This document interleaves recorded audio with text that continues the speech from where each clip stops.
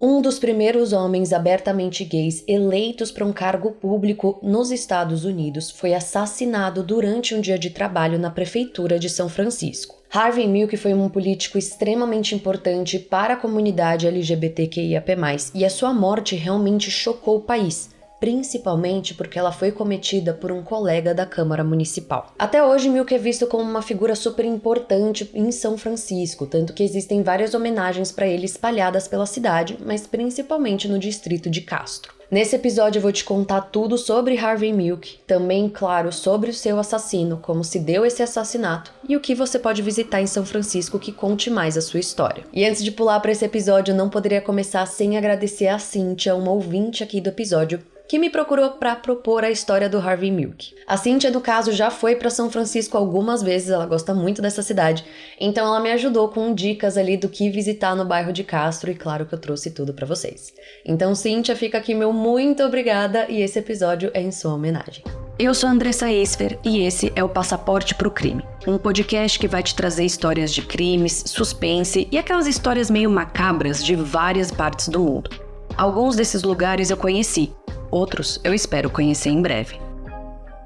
Harvey Milk nasceu em 22 de maio de 1930 em Long Island, Nova York. Ele era de uma família judia, tinha um irmão mais velho e seu avô era um vendedor que possuía ali um armazém. Na escola, ele costumava ser zoado por outras crianças porque ele tinha orelhas, nariz e pés grandes para a idade dele. Mas, além desse cotidiano escolar, desde cedo Harvey ajudava o pai na loja de departamento do avô e enquanto ele estava no colegial, ele era um aluno com interesses variados, indo desde ópera até futebol.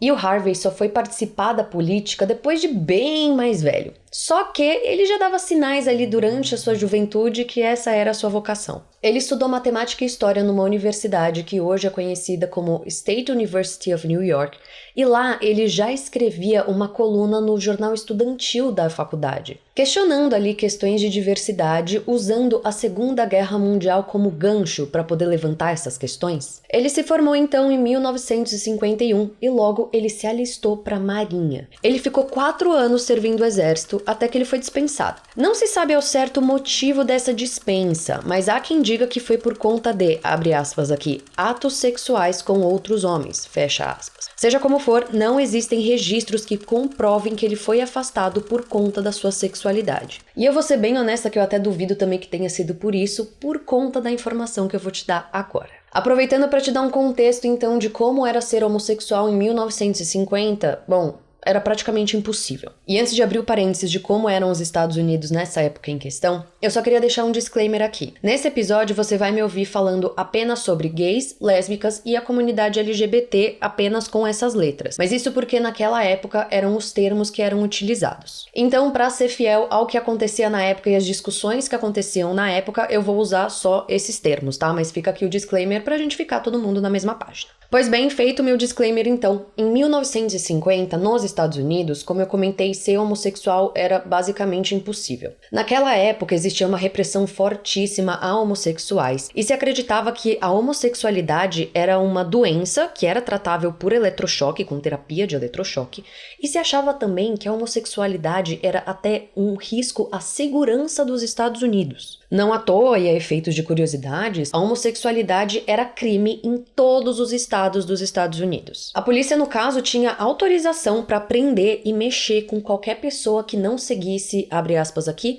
as normas sexuais tradicionais, fecha aspas. Bom, ser gay ou lésbica e trabalhar para o governo era então, assim, de fato impossível. Isso porque existiam investigações bizarras, assim, sobre a vida dos funcionários, incluindo claramente, né, a vida privada deles. E se descobrissem qualquer relação com a homossexualidade, essa pessoa era demitida e ficava com a sua ficha queimada para todo sempre. Por isso que eu digo que eu suspeito um pouco sobre o motivo da dispensa do Harvey, porque imagina só, se ele tivesse sido afastado por ter se relacionado com outros homens, ele realmente ficaria bem queimado. E não foi o que aconteceu, porque depois que ele foi dispensado da Marinha, a vida dele passou por uma série de mudanças. Primeiro, ele foi dar aula numa escola pública em Long Island, e depois ele passou a trabalhar em uma seguradora. Por fim, ele foi trabalhar em uma empresa de Wall Street. E nesse meio tempo, assim, ele teve uma série de relacionamentos com outros homens, tudo em segredo, já que, né, como eu comentei, homossexualidade era ilegal. E aqui eu não vou entrar muito em detalhes nesses relacionamentos que ele teve, mas é um tópico que muita gente traz à tona quando vai se falar de Harvey Milk, assim, a vida afetiva dele, né, os relacionamentos deles eram trazidos bastante à tona. Bom, e no meio de todas essas mudanças na vida dele e desses relacionamentos, a gente entra na década de 1960, quando algumas mudanças também começaram a acontecer nos Estados Unidos. Cá entre nós, assim, o preconceito, as leis e tudo mais eram ainda iguais às de 1950, mas começaram a surgir comunidades LGBTs em cidades grandes, como Nova York e São Francisco. Nisso, começaram a surgir também bares e boates gays e, inclusive, organizações que lutavam ali por direitos e respeito. Então, assim, apesar do país inteiro ainda ser extremamente conservador e a homossexualidade ainda ser vista como crime e como uma doença, a comunidade LGBT começou a lutar contra tudo isso nos anos 60. Tanto que, a efeitos de curiosidade, eu já tô vendo que a efeitos de curiosidade vai ser a frase, no caso, mais dita desse episódio. É porque, assim, lendo o roteiro,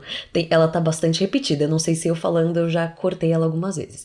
Mas, enfim, a efeitos de curiosidade, e só abrindo um parênteses que eu juro que vai valer a pena, foi em 1969 que aconteceu a revolta de Stonewall, em Nova York, que foi um acontecimento, assim, muito importante para a comunidade LGBT. Era muito comum nessa época rolarem batidas policiais nesses bares e boates gays. E assim, gente, essas batidas, elas eram extremamente violentas, com os policiais ameaçando e espancando tanto funcionários quanto clientes do bar, além de prender todo mundo e, enfim, causar aquela zona. No dia 28 de junho de 1969, rolou mais uma batida dessas em Stonewall, um bar, né?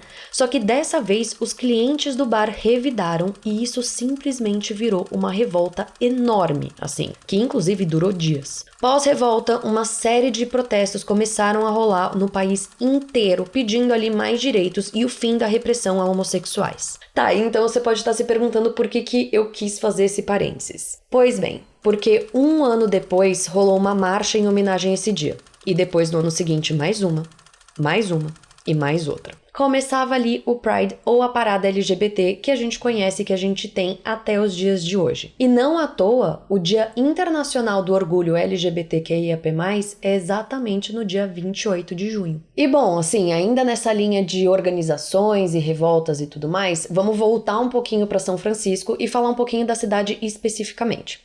Foi nessa época que surgiu um bairro extremamente importante, que eu também já vou entrar em mais detalhes sobre, mas também surgiram algumas outras iniciativas com relação à comunidade LGBT. Nessa época existia então em São Francisco 2 partidos políticos que já lutavam ali por mais direitos e o fim da repressão policial contra a comunidade LGBT, alguns políticos que, querendo ou não, né, se aliavam aos gays e às lésbicas numa tentativa de conseguir mais votos, mas que acabavam dando voz a eles, e uma galera que começou a aparecer ali em momentos muito significativos já para levantar a voz. Ou seja, em outras palavras, em 1960, nessa década e em São Francisco, já começaram a rolar mesmo algumas movimentações ali políticas em prol da comunidade LGBT. Pois bem, então de volta à nossa história e de volta ao nosso personagem principal. Alguns anos depois da revolta de Stonewall e no meio de todo esse contexto que eu acabei de trazer para vocês, o nosso personagem principal, Harvey Milk, decidiu se mudar para a cidade, onde ele veria a sua ascensão, mas também o seu fim. Em 1972, Harvey Milk se muda então para São Francisco e ele abre uma loja de câmeras na Castro Street, que ficava exatamente no bairro de Castro. Bairro esse que eu falei que eu ia comentar e vamos falar sobre, é um bairro extremamente famoso até os dias de hoje. No caso, e aqui, só para efeitos de curiosidade, adorei que tem mais uma vez essa frase nesse episódio, só para te contar como se formou o bairro de Castro, o que aconteceu foi, começaram umas movimentações de criações de bares gays no bairro de Castro, e nisso as famílias conservadoras e mais tradicionais começaram a vazar, começaram a ficar meio assustadas com a situação, e tô falando assim, como é relatado da época, tá? Aqui não é a minha opinião. Mas eles ficaram assustados com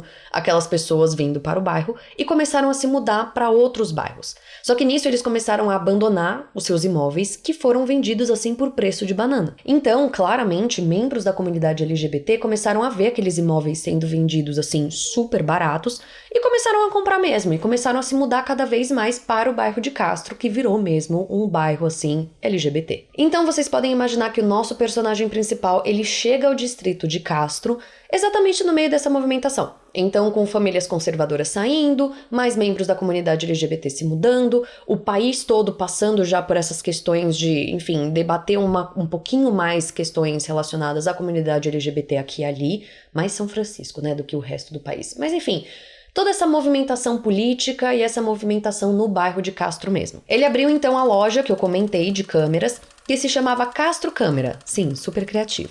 E cá entre nós, essa loja, ela virou o point, assim, o centro do bairro. No caso, o Harvey, ele acabou se tornando uma espécie de líder do bairro, uma figura extremamente importante e conhecida ali. E lembra que eu falei que eles já tinham uma vocação pra política? Pois é, gente, aqui a gente vê que ele realmente já tinha essa vocação, até porque não só ele se tornou um líder ali do bairro, mas ele estava sempre expondo ali as suas opiniões com relação à política, tanto de São Francisco quanto dos Estados Unidos. Ele já comentava bastante aí tudo que estava acontecendo. Foi quando então ele decidiu que era hora de, abre aspas aqui, se envolver ou calar a boca. Isso exatamente nas palavras dele. E claro, qual a dúvida? Ele decidiu se envolver. Ele decidiu então que era hora de concorrer ao cargo de supervisor de São Francisco, que seria mais ou menos como o cargo de vereador aqui no Brasil. A primeira coisa que ele fez então foi trocar uma ideia exatamente com aqueles políticos que eu comentei que já estavam debatendo um pouco sobre direitos LGBT em São Francisco, outras pessoas que já estavam relacionadas na política e que tinham interesse exatamente em defender a comunidade LGBT. O ponto foi, você deve ter pensado, ele foi recebido de portas abertas e começava ali a carreira dele e a coisa foi linda.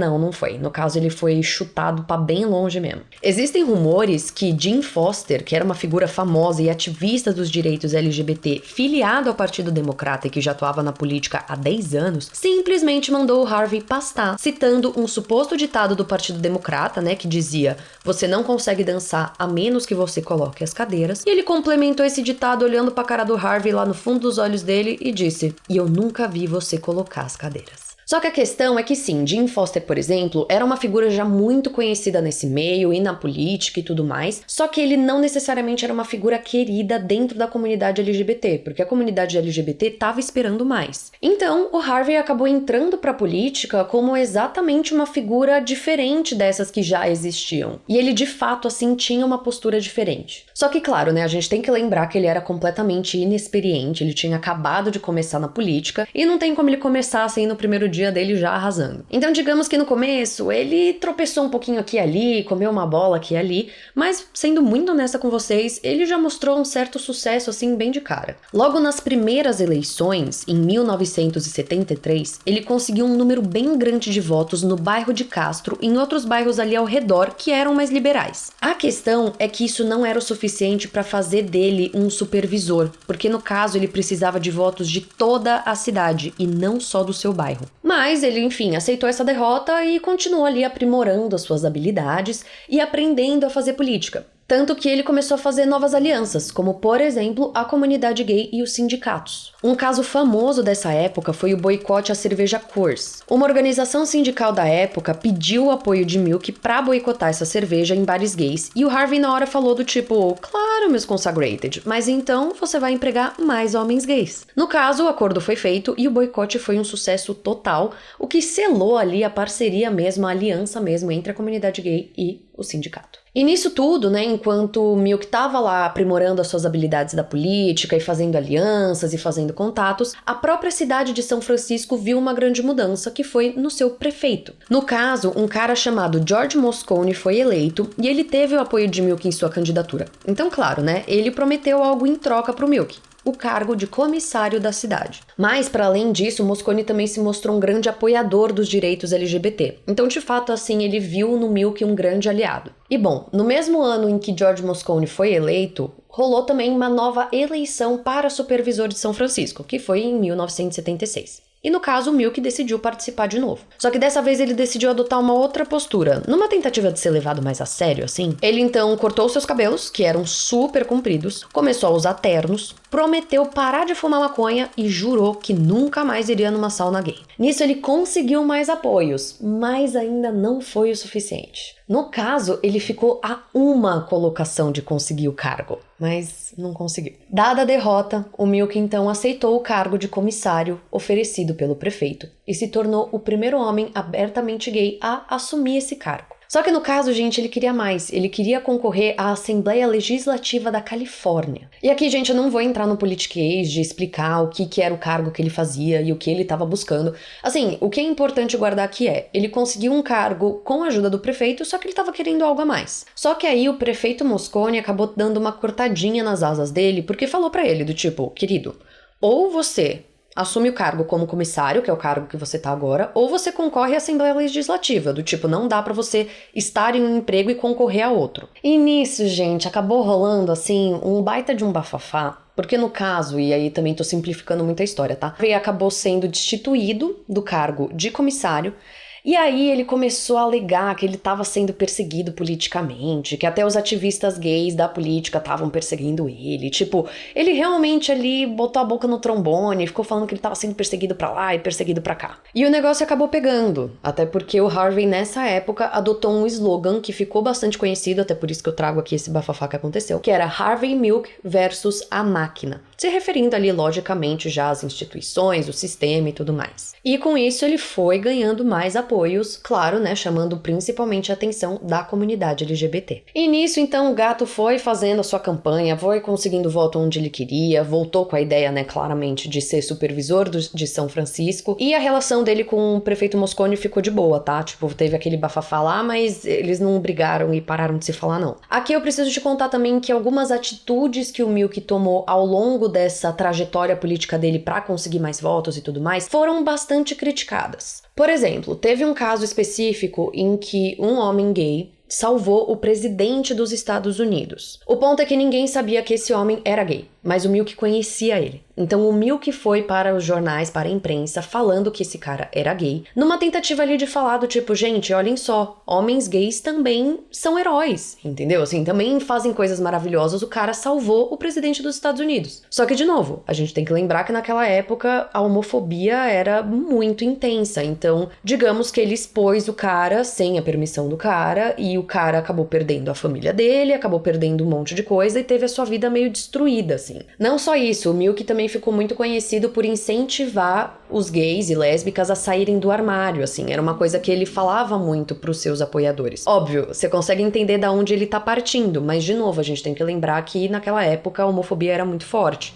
Então, enfim, essas atitudes dele acabaram sendo bastante criticadas, assim, ao longo das suas campanhas. E foi nessa época também que ele acabou ficando, assim, realmente fissurado pelo negócio, do tipo, ele queria ser supervisor de São Francisco, ele queria lutar pelos direitos LGBT, ele queria quebrar esses tabus que existiam e tudo mais. Tanto que foi nessa época que acabou vazando, por exemplo, que ele tinha alterações drásticas de humor, então que ele gritava com a galera da campanha dele, que ele era extremamente grosseiro e tal. Enfim, era claro ali que ele sentia uma pressão muito grande com tudo que ele estava fazendo. E sobre a campanha dele, uma coisa que eu achei muito curiosa, assim, enquanto eu estava estudando o caso do Harvey Milk, é que eu encontrei relatos de que ele trabalhava apenas com voluntários, né? E que esses voluntários ele tirava muitas vezes das ruas pra ajudar ele. Só que nisso, claro, acabava sendo uma campanha que não era tão profissional assim e que era bastante desestruturada e desorganizada também, porque o próprio Harvey, ele não tinha esse... Eu não quero usar a palavra talento, né? Mas ele não tinha essa habilidade, assim, de administrar ali a campanha dele. Mas, por outro lado, e uma outra curiosidade também da campanha dele, ele ficou conhecido por passar horas e horas em pontos de ônibus e filas de cinema, apertando mãos e conversando com as pessoas na rua. O que fez com que ele se destacasse, assim, por ser um político acessível e conectado com o povo. E, bom, sendo repetitiva, né? Ele foi fazendo ali a sua campanha e foi crescendo cada vez mais e ficando cada vez mais conhecido. Então, se por um lado ele se tornava mais conhecido e a sua chance de ser eleito supervisor aumentava, que é algo positivo, também começaram a rolar umas coisas meio estranhas. No caso, ele passou a receber ameaças de morte e, assim, ameaças de morte cada vez mais violentas. Não à toa, ele gravou uma fita com instruções do que a comunidade LGBT deveria fazer caso ele fosse assassinado. E ele entregou essa fita para um amigo dele, falando, né, se um dia ele fosse assassinado, para tocarem essa fita. Mas bom, no meio disso tudo então, os apertos de mão, a fila do cinema, as gritarias, a campanha confusa e tudo mais, ele finalmente conseguiu o que ele queria. Em 1977, Harvey Milk finalmente foi eleito supervisor de São Francisco. Ele então se tornou o primeiro homem abertamente gay dos Estados Unidos a vencer uma eleição para cargo público. E junto dele, novas carinhas ali também foram eleitas para o Conselho de Supervisores de São Francisco, como a mãe solteira Carol Ruth Silver, Ella Hill Hutch, uma mulher negra, e Daniel White, um ex-policial e bombeiro. E bom, como supervisor, o Harvey Milk se tornou o aliado mais próximo do prefeito, o George Moscone, que eu acabei esquecendo de comentar aqui, mas é muito importante, ele era liberal, assim como o Harvey Milk. E ao longo da sua carreira como supervisor, o Milk ele batia muito de frente assim com grandes corporações imobiliárias, além de claramente, lutar por e defender direitos da comunidade LGBT. E ele até que tinha uma relação boa com os seus outros colegas supervisores, até que rolou o primeiro atrito entre ele e Dan White, o ex-policial e bombeiro. No caso, Dan White queria o apoio de Harvey Milk para uma promessa de campanha que ele, White, tinha feito, falando que uma clínica de saúde mental para adolescentes não deveria ser instalada no distrito de White. O Harvey Milk, na hora, assim, quando o Daniel White foi falar com ele pedindo esse apoio, o Harvey Milk, na hora, falou, nossa, claro, super vou te ajudar, concordo com a sua causa, vamos lá, bora pra cima. Só que depois ele parou pra estudar melhor e ele passou pra, assim, começou a ver melhor a situação e ele acabou entendendo que não fazia sentido, então ele retirou o apoio dele. Nisso eu acho que não preciso nem dizer, porque é um pouquinho óbvio, mas eu vou dizer mesmo assim. O White, ele ficou, assim, completamente revoltado, ficou pistolíssimo com o Harvey Milk e começou, no caso, a se opor a todas as iniciativas que o Milk propunha. Um exemplo bem gritante disso foi uma iniciativa ali do Harvey Milk que buscava banir a discriminação baseada na orientação sexual. No caso, era um projeto de lei e esse projeto de lei foi aprovado, assim, com o voto positivo, afirmativo de todos os supervisores da Câmara lá do São Francisco, menos o Dan White. E assim, só um pequenininho disclaimer, mas acho que também é importante frisar, No caso, o Dan White, ele também era conservador, tá? Ele não era liberal. Então, assim, pode ser que ele tenha votado contra porque ele de fato não apoiava aquilo, mas sabe-se que ele tinha esse ranço muito grande do Harvey Milk. E ainda nessa linha de conquistas e outras lutas do Harvey Milk enquanto supervisor de São Francisco, que eu acho interessante de trazer para mostrar como ele foi importante, ele passou a bater de frente também com políticos bem conservadores da época, como a Anita Bryant e o John Briggs, principalmente contra a Proposition 6, que também ficou conhecida como Iniciativa Briggs, claramente, proposta pelo John Briggs. Basicamente, essa iniciativa do John Briggs propunha a proibição de homens e mulheres homossexuais de trabalhar em escolas públicas da Califórnia. E incluía também qualquer pessoa, assim, que demonstrasse qualquer tipo de apoio à causa homossexual. Em outras palavras aqui, gays, lésbicas ou pessoas que sequer apoiavam gays e lésbicas seriam banidas de dar aula nas escolas públicas da Califórnia. O Milk, no caso, foi assim, pra luta mesmo, tá? Não só organizando protestos e tal, mas ele também passou a debater publicamente com o Briggs contra a proposta. É importante reforçar que o Milk e o prefeito Moscone, nesse caso, se aliaram bastante, assim, por conta dessa causa. Bom, eles ganharam essa causa e essa proposta aí, a Proposition 6, não foi pra frente. Mas, e isso eu preciso reforçar, isso não significa que o povo norte-americano, que os Estados Unidos, estava mais aberto e que, enfim, a homofobia tinha acabado. Se por um lado, então, membros da comunidade LGBT estavam se sentindo cada vez mais encorajados ali, para se exporem e lutarem pelos seus direitos, por outros, a comunidade LGBT perdeu ali batalhas importantíssimas em 1978. E o Harvey foi, então, trabalhando, como eu já disse, eu adoro porque eu vou dando esse contexto, mas ele fica meio repetitivo. Mas, de fato, o Harvey foi ali trabalhando, fazendo política e agora como supervisor, lutando pelas suas causas. Inclusive, tem uma lei dele muito importante que eu nem ia trazer nesse episódio, tanto que eu acho que nem tem imagem para ilustrar isso, teria que procurar, mas sobre coleta de cocô de cachorro. Ele ficou muito conhecido por essa lei, que ele obrigou as pessoas em São Francisco, os donos de cachorro, a coletarem o cocô dos seus cachorros. Mas enfim, ele foi fazendo a sua política, ele foi lutando pelas suas causas, até que a gente chega no dia 10 de novembro de 1978. Nesse dia em questão, o Dan White, que era aquele ex-policial e bombeiro que odiava o Harvey Milk, ele renunciou ao cargo de supervisor, porque ele alegava que o salário que era dado ali como supervisor não era o suficiente para ele conseguir sustentar a sua família. Só que poucos dias depois ele acabou se arrependendo e ele foi falar com o prefeito Moscone para pedir o seu cargo de volta. Num primeiro momento, o George Moscone, o prefeito, ele concordou em dar o cargo de volta por Dan White e estava tudo resolvido.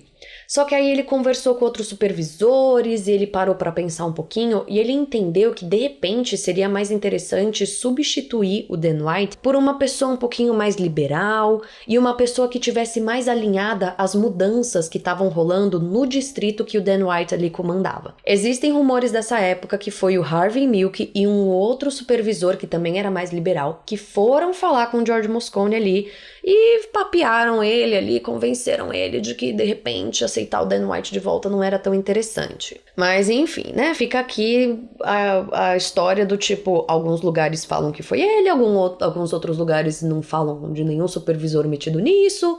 Enfim, fica no ar. Só sei que no meio desse bafafá todo, aconteceu o caso do Templo de Johnstone. Que assim, eu juro que vai fazer sentido, tá? Eu trazer esse parênteses aqui.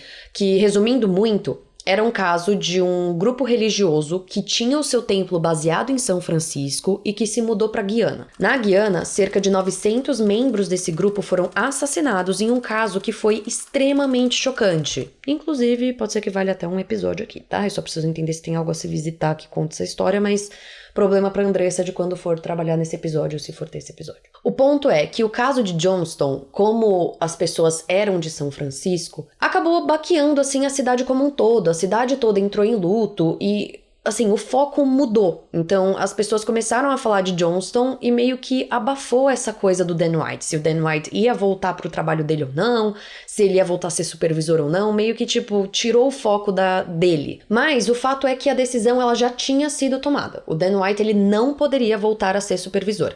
Não só pela decisão do George Moscone, mas porque, assim, burocraticamente falando, o papel, o pedido, né, a carta de renúncia dele já tinha sido aprovada, tipo, já tinha rolado ali toda a burocracia necessária para ele sair do cargo, então realmente não tinha como ele voltar. Então, no dia 27 de novembro, percebam, né, o Dan White, ele pediu para sair do cargo, ele se demitiu, né, na verdade, no dia 10 de novembro, no dia 27 de novembro, ou seja, 17 dias depois, o George Moscone, o prefeito, ele organizou uma coletiva de imprensa para anunciar quem seria o substituto do Dan White. Algumas horas ali antes dessa coletiva de imprensa, então, o Dan White ele entrou na prefeitura por meio de uma janela no porão dela, alegando ali que ele tinha esquecido as suas chaves. Não me pergunte como isso era justificado. A questão é que, com isso, ele conseguiu não passar pelos detectores de metal e ele foi direto ao gabinete do prefeito. No gabinete do prefeito, ele pediu então para ter uma reunião com o George Moscone. Enfim, demorou um pouquinho, mas deixaram ele entrar na sala. Uma hora então, antes da coletiva da imprensa, ele entrou na sala de George Moscone e ele pediu ali o seu emprego de volta. O prefeito negou, disse que no caso assim não tinha mais o que ser feito a respeito, e relatos da época dizem que os dois começaram a discutir.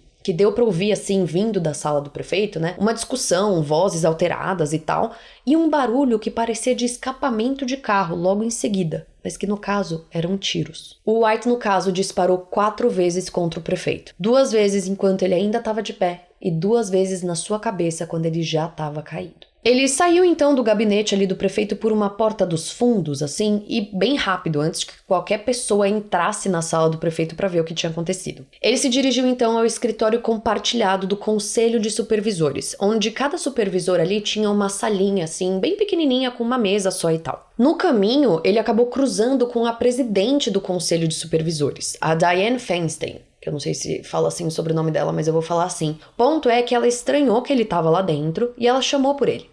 E ele respondeu algo como, eu só tenho que resolver uma coisa, ou me dá um minuto, assim, e seguiu seu caminho. Ele viu então o Harvey Milk conversando ali com um repórter dentro ali do escritório conjunto do Conselho de Supervisores, e ele chamou o Harvey Milk pra sala dele pra falar com ele rapidinho. O Milk, claro, não estranhou nada e seguiu ele. Os dois entraram então na antiga sala de Dan White e conversaram por um tempo até que novos barulhos foram ouvidos.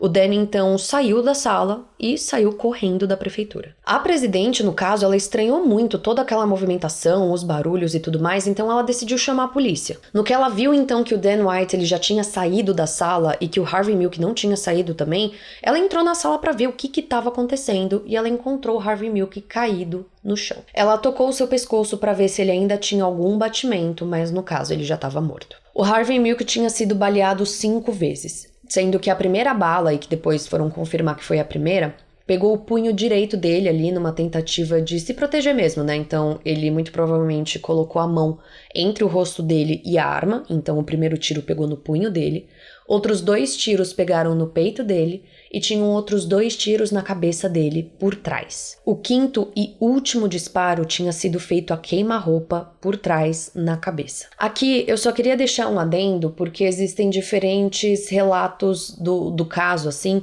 Há quem diga que o Dan White, ele foi direto, assim, mirando no Harvey Milk, então que ele saiu ali do gabinete do prefeito e que ele foi até o Harvey Milk numa ideia ali de vingança mesmo, por saber da proximidade do George Moscone e do Harvey Milk, por saber que os dois tinham conversado, pipipipopopó, existe essa teoria. Mas também existe a teoria que, na verdade, ele não tinha a intenção nenhuma de matar o Harvey Milk, e que o Harvey Milk estava no lugar errado na hora errada.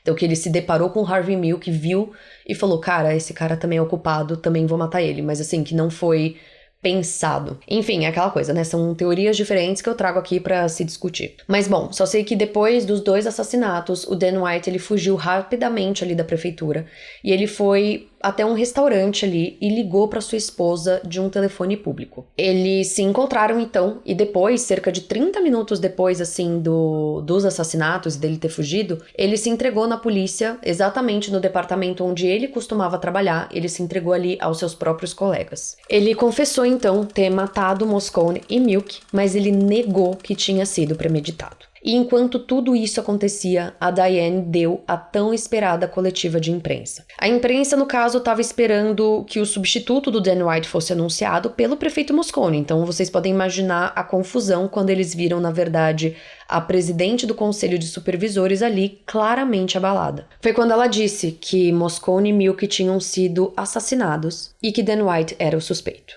Both Mayor Moscone and Supervisor Harvey Milk have been shot and killed.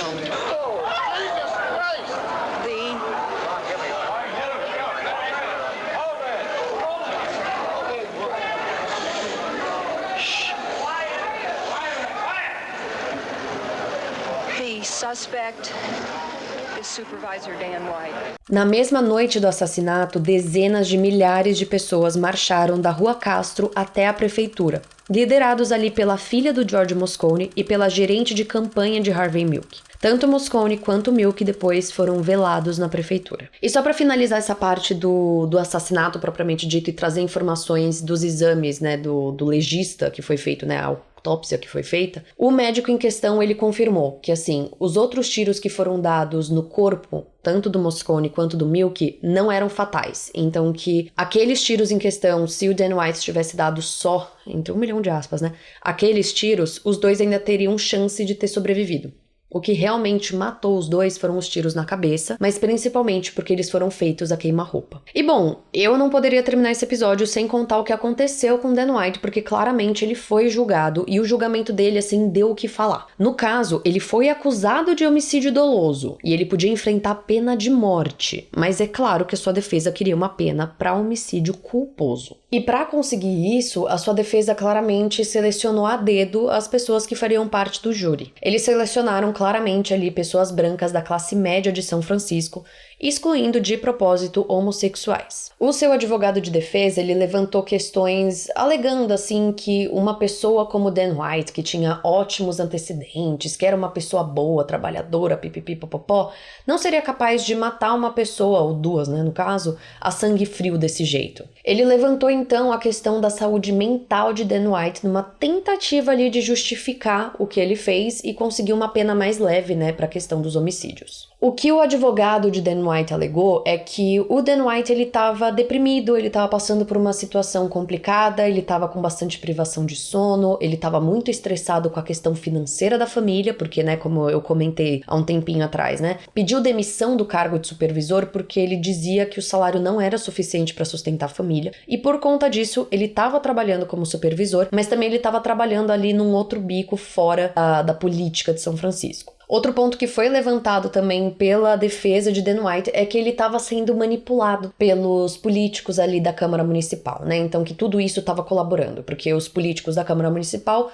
ora falavam que ele teria o seu emprego de volta, ora não. Então que ele estava ali sob muito estresse e, enfim, questões mentais. O que a defesa de Dan White queria mesmo provar é que ele não tinha como premeditar aquele caso, que ele não tinha como pensar e planejar o assassinato, que realmente ele foi lá assim num momento de explosão mesmo, e que ele acabou fazendo o que ele fez, assim, sem planejar o negócio. E o que eles queriam usar como argumento pra tudo isso era exatamente os elementos externos que, entre aspas, ajudariam a explicar o porquê ele explodiu como explodiu. Um dos pontos que, né, além desses que eu já comentei que eles usaram também, foi a alimentação de Dan White. Explico. No caso, e aí aqui existem diferentes versões disso, tá? Eu vou contar a primeira e depois eu explico a segunda. No caso, aparentemente, a defesa de Dan White teria dito que o Dan White, ele comia muito Twinkies, que é aquele bolinho tipo Ana Maria, assim, só que dos Estados Unidos, e que esse excesso de açúcar poderia ter levado ele a ser mais violento e ter uma reação explosiva. Mas há quem diga que, na verdade, não foi isso que a defesa falou. O que a defesa falou foi que ele tava comendo muito Twinkies porque ele tava deprimido, do tipo, usou o exemplo da alimentação dele como uma prova de como ele tava deprimido. Seja como for, eu trago isso do bolinho Twinkies, Ana Maria e tudo mais, porque em todos os jornais, em todos os lugares, a defesa de Dan White ficou conhecida como a defesa Twinkies. Bom, o ponto é que em maio de 1979, o Dan White ele foi condenado por homicídio culposo e ele pegou 7 anos de prisão, com chance de diminuir para 5, levando em consideração ali bom comportamento e tempo de trabalho na prisão. Eu acho que nem preciso dizer que essa decisão revoltou muita gente, que foi ali pras ruas no chamado White Night Riots, ou Noite de Protestos de White. Isso porque o que essas pessoas alegavam era que ele pegou uma pena, assim, muito leve pro que ele tinha cometido, né? Ele tinha matado 2 pessoas, ele pegou uma pena ali de 7 anos que podia ser diminuída para 5. E além disso, de novo, essa coisa do Twinkies pecou.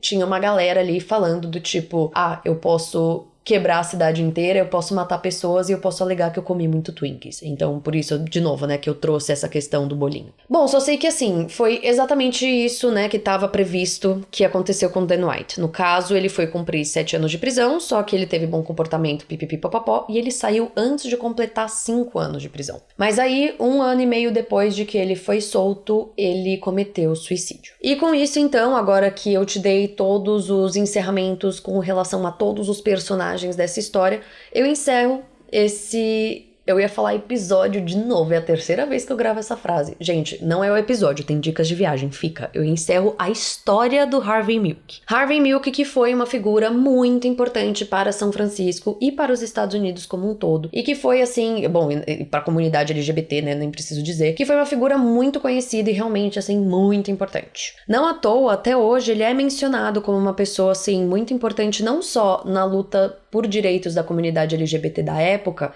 mas também outras minorias naquela época. E, enfim, existem uma série de livros e documentários e filmes que contam a história dele. E, só por curiosidade aqui, existe um dia em homenagem a ele na Califórnia, que é o dia 22 de maio, exatamente o dia do seu aniversário. E antes de pular para as dicas de viagem, eu só queria encerrar esse episódio com uma frase muito marcante do Harvey Milk. Como eu comentei lá atrás, ele tinha gravado uma fita para caso ele fosse assassinado, e claramente essa fita ela foi divulgada, e tem algumas frases assim muito impactantes. E uma delas que é muito impactante é a que eu vou terminar aqui esse episódio. No caso, essa frase diz, e eu vou quebrar a câmera para ler: "Se uma bala entrar no meu cérebro, que ela destrua todas as portas dos armários." Bom, dado esse final impactante, porque não sei pra você, mas pra mim essa frase foi bem impactante, eu vou então para as dicas de viagem. Vamos falar então do que você pode visitar em São Francisco que te conte mais sobre Harvey Milk. E eu já começo dizendo que tem algumas coisas ao longo da cidade. A primeira delas, eu achei extremamente legal e eu não sabia, é assim que você chega em São Francisco, você nem precisa ir muito longe, tá? Se você for de avião para São Francisco, você já vai chegar em um lugar que te conta a história do Harvey Milk, que é o aeroporto de São Francisco. No caso, o Terminal 1 do Aeroporto Internacional de São Francisco foi renomeado em 2019 em homenagem ao nosso personagem principal e se chama então Harvey Milk Terminal 1 e conta com uma exposição sobre ele. Então, quando você pousar no aeroporto, lá no Terminal 1, né, se você pousar no Terminal 1 ou se você não pousar no Terminal 1, mas se você pousar no aeroporto,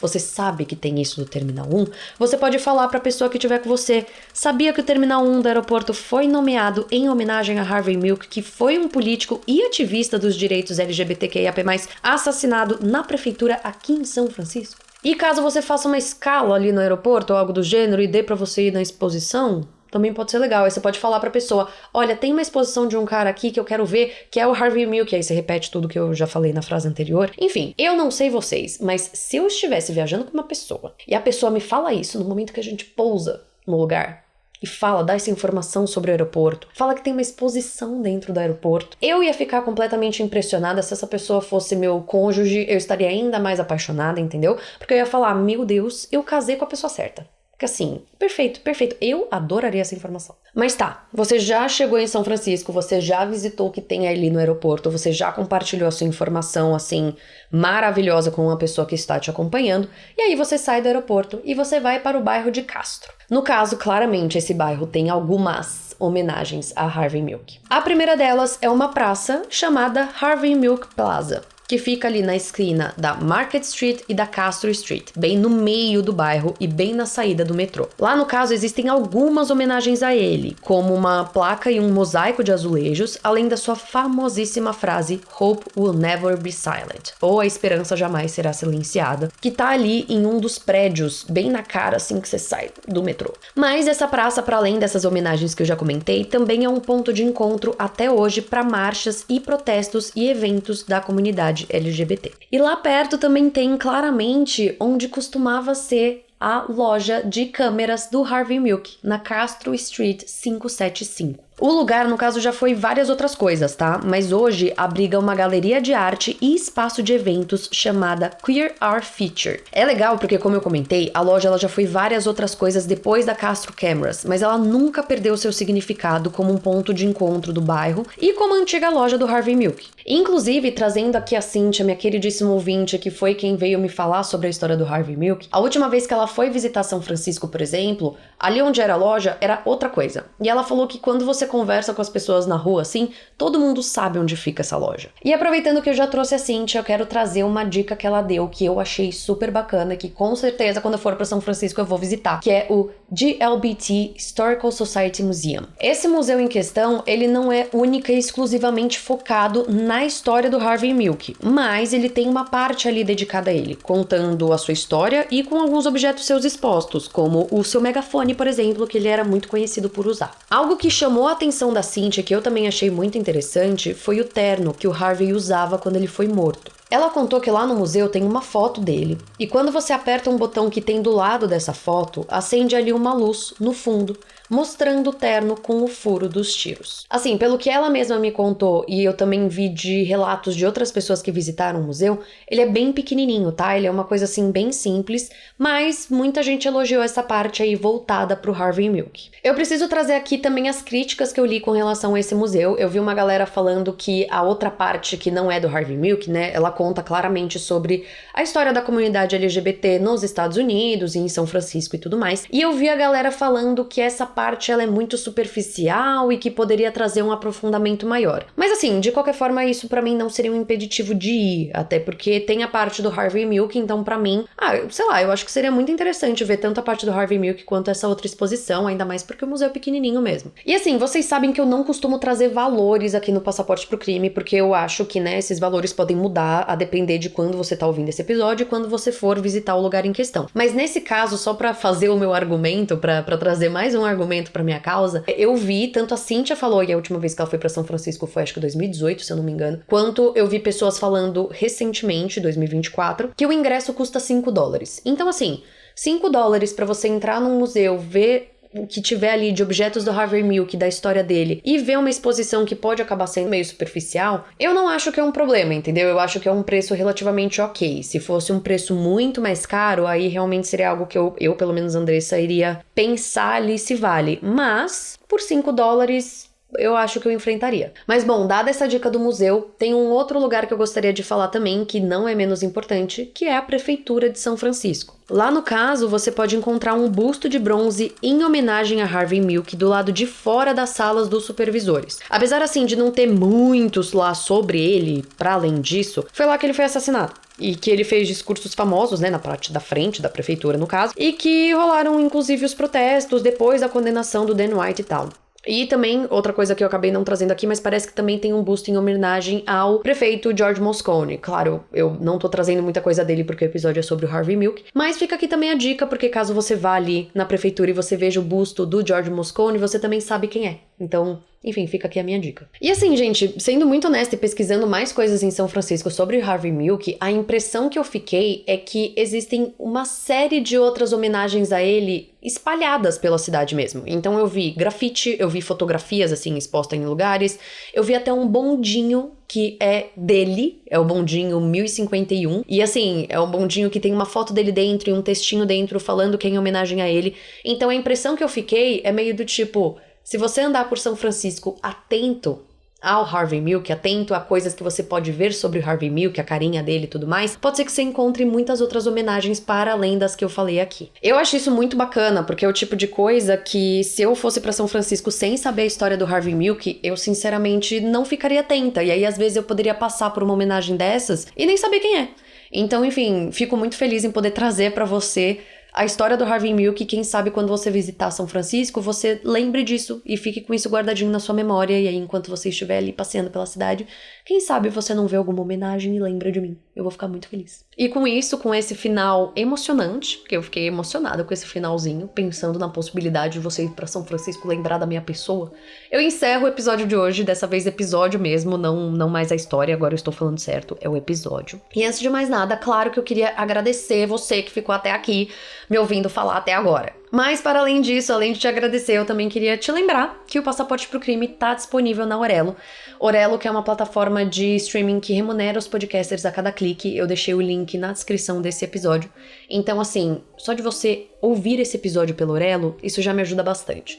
Mas, caso você goste do Passaporte pro Crime e queira apoiar esse projeto para conseguir me ajudar a manter ele de pé, isso também vai ser muito bem-vindo. Você consegue fazer isso pelo Orelo, então considere ali apoiar pelo Orelo. Você pode contribuir com o valor que você quiser. Então, enfim, o link tá na descrição do episódio, você pode clicar lá e ver meu perfil ali na Orelo, conhecer um pouquinho mais. Lá também tem um espaço para conteúdos extras que eu pretendo fazer, eu estou pensando sobre, mas aí seriam para apoiadores mesmo. Enfim, fica aqui o meu convite pra você fuçar aí o meu perfil na Orelo, eu vou ficar muito feliz se você entrar lá. E que mais, gente? Que mais?